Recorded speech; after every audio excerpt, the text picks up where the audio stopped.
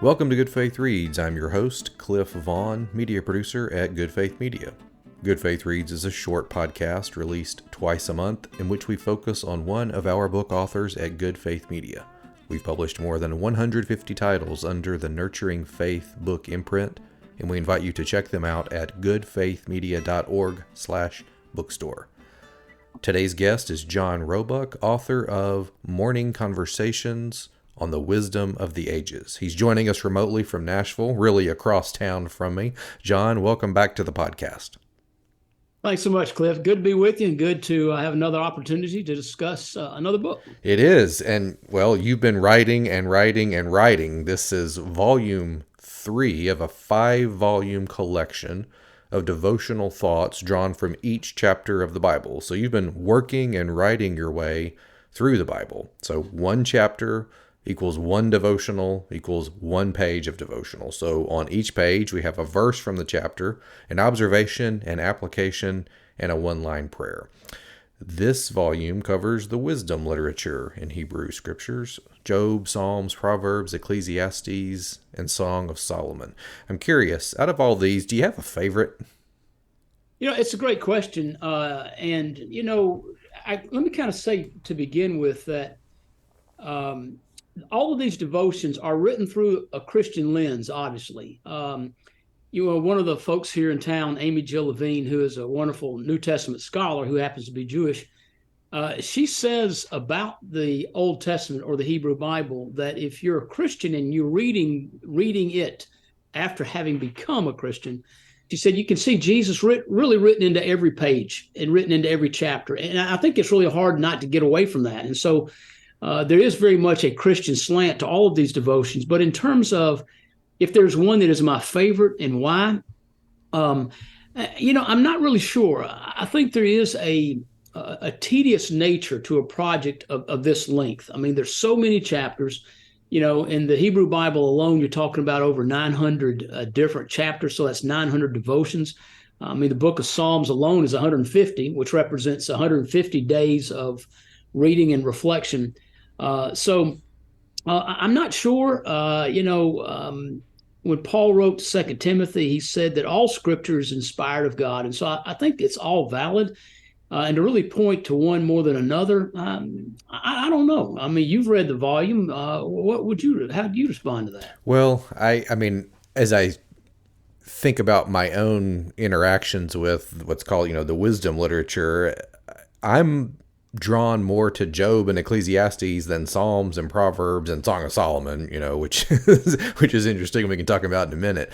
But as my faith has changed, I hope for the better over the years, but as it's changed, I find myself drawn more to, as I said, Job and Ecclesiastes, and not that there's not acknowledgement of questioning or doubt, and certainly in Psalms and Proverbs. But so I'm drawn more to those. But I'm not a minister, and I'm not a writer or an author of devotions. And so I was just curious: do you get energized by something particular in one of those books more than another? It's really interesting insight that you just offered, because over these 5 books or so, there is such complexity, and there's so many different themes that run through it. Just to kind of walk through it for a minute. And again, you're trying to take, what is sometimes really complex material and to make it real digestible and applicable for the day. But I mean, you look at Job for a minute. Job is a different kind of wisdom. Job deals with the darkness of suffering, the mystery of how God works in the world. You've got that really weird interaction in the book of Job between God and Satan, and they're talking and kind of bargaining for Job's soul. And so that's a real different perspective. Then you take the Psalms, for example, and they tend to be a little more positive, a little more praiseworthy, I guess you would say.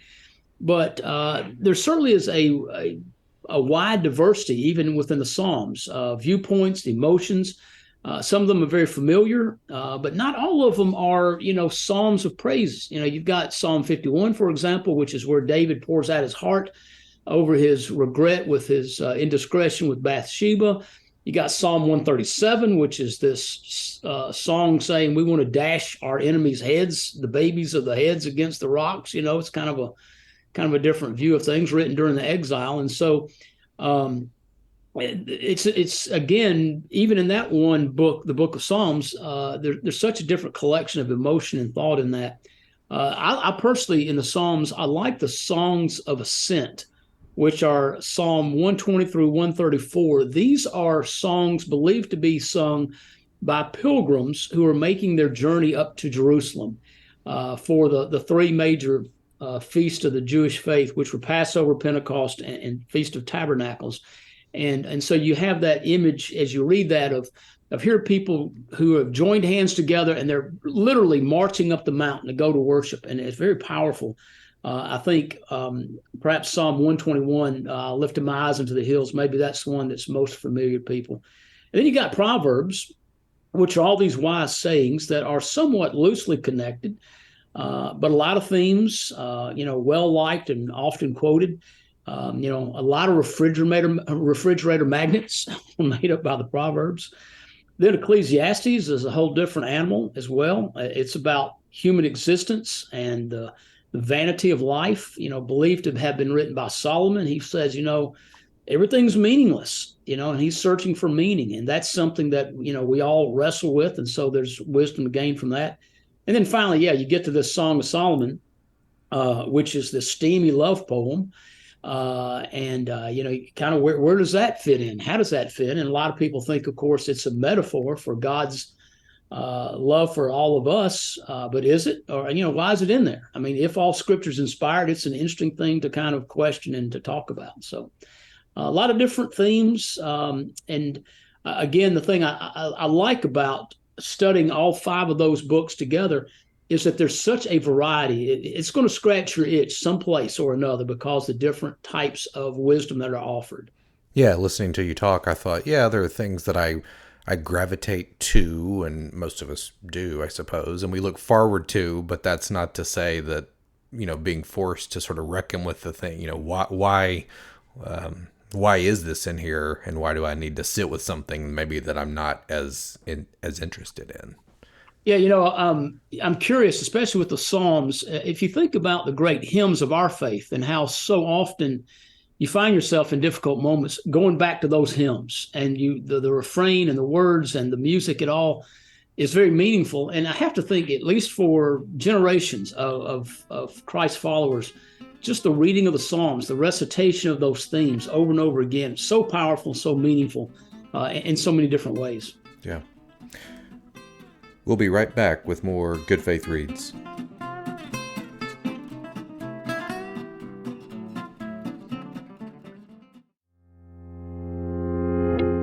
I'm Mitch Randall, CEO of Good Faith Media, and we're proud to announce a Better Way initiative. A better way. People of faith are too often cast as only narrow-minded and fundamentalist. This image is false. So let's not surrender the truth. A better way. This initiative from Good Faith Media will focus people of faith on giving voice to justice, to inclusion, to love. These values define the faith communities so many of us know. A Better Way initiative from Good Faith Media. Go to goodfaithmedia.org and click on Initiatives. There's more to tell.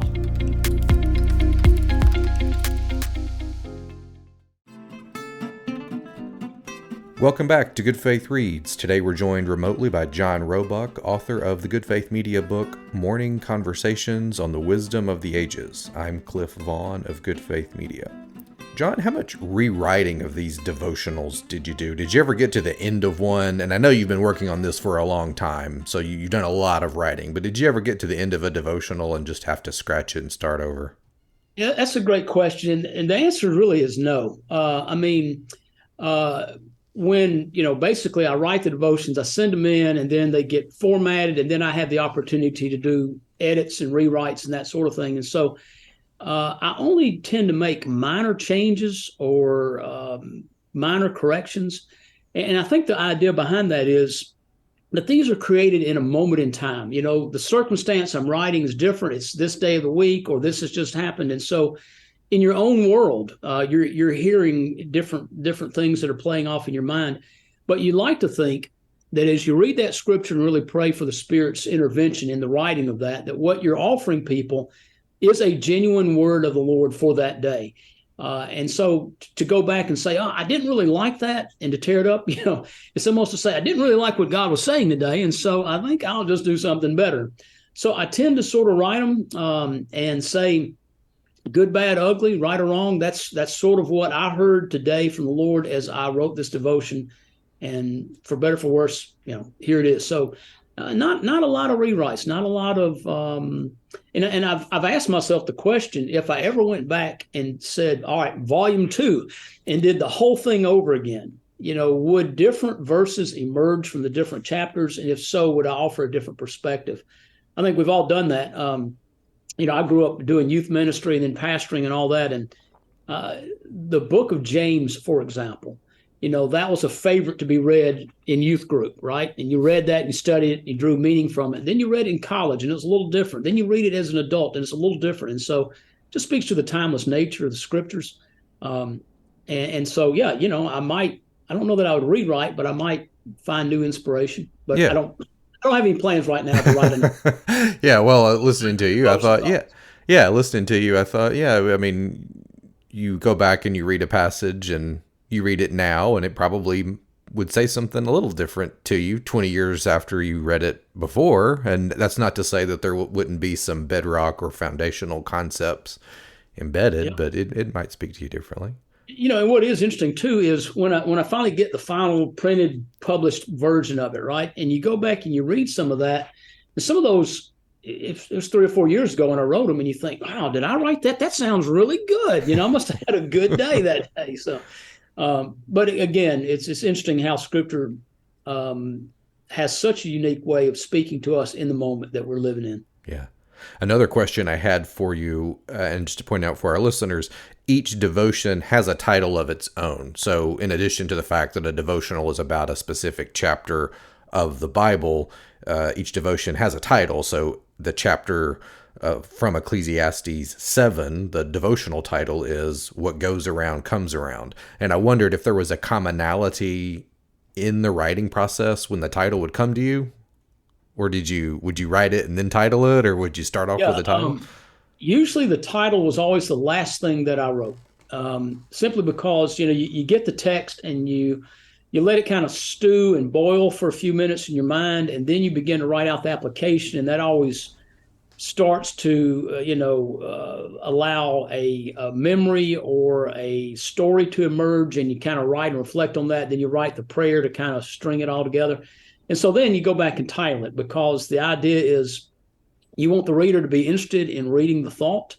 And so the title, you're looking for something that's catchy, maybe something that's a little familiar or intriguing.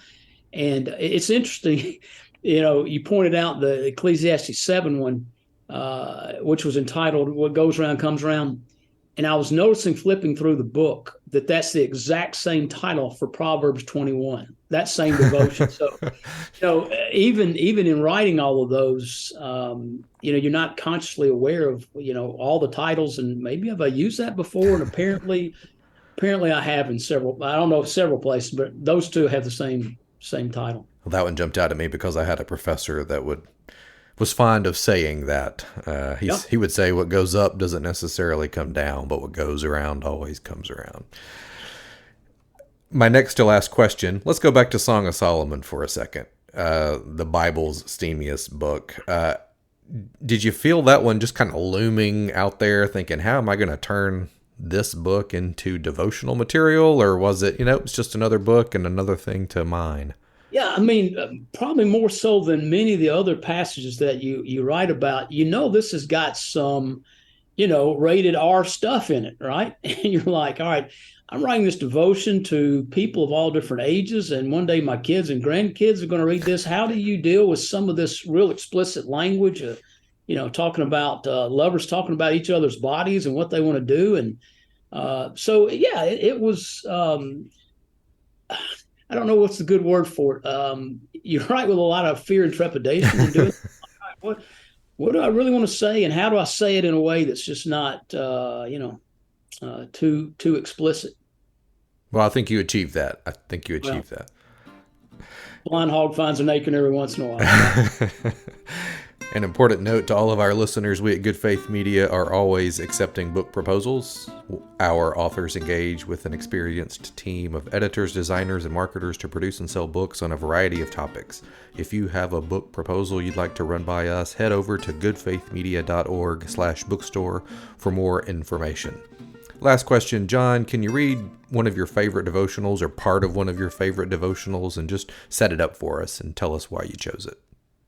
Yeah, you always ask me to do that. It's interesting. One of the interesting devotions in this particular collection has the proverb, and Proverbs 31, where typically we talk about the role of a mother or of a Christian woman, that kind of thing. And what was interesting, when I wrote that reflection a year or so ago, obviously I had my own mother in mind as I wrote that. And so I had some personal things about my mom that I put in there, but then she passed away this past year. And so she actually died just a few weeks before I did the final edits for the book to be published. And so I actually even went back in and added a little sentence at the end of it that said that the fact that my mom had passed away, part of this was in memory of her. So that was just a real poignant one in this book. But the one that I want to kind of read just a short passage from today is day 600, which is Psalm 122, entitled Prayers for Your City. And in that particular passage, the psalmist writes, "Pray for the peace of Jerusalem. May they prosper who love you. May peace be within your walls and prosperity within your palaces."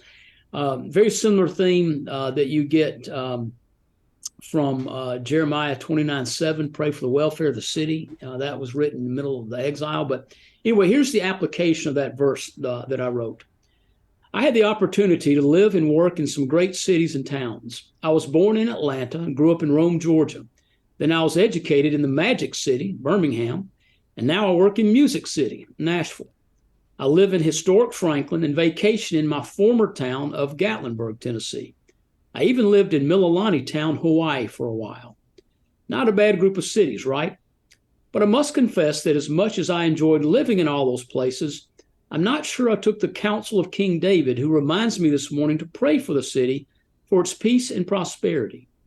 As you may know, I keep a pretty thorough prayer list. I pray for a lot of people each day. I feel called to do so. It's part of my discipline of faith.